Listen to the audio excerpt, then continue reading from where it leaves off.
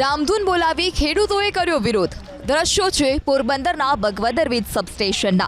વીજ સમસ્યાને લઈ બરડા પંથકના ખેડૂતો છે પરેશાન। અનેક વખત રજૂઆત કરવા છતાં તેમની સમસ્યાનું ન આવ્યું નિરાકરણ, જેને લઈ મોટી સંખ્યામાં ખેડૂતો પહોંચ્યા બગવદર વીજ સબસ્ટેશન અને કર્યો વિરોધ।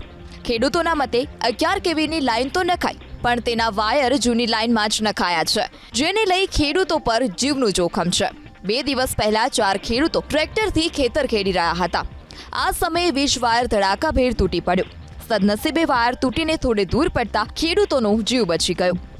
જ્યાં સુધી અમારું ફીડર રિપેર ન થાય ત્યાં સુધી ચેકિંગ કરવા પણ પીજીવીસીએલની ટીમ ન આવે અને હવે બિલનો પણ બહિષ્કાર કરવો છે। ત્યાં સુધી આ રાજાશાહી કે લોકશાહી છે અમને ખબર નથી પડતી।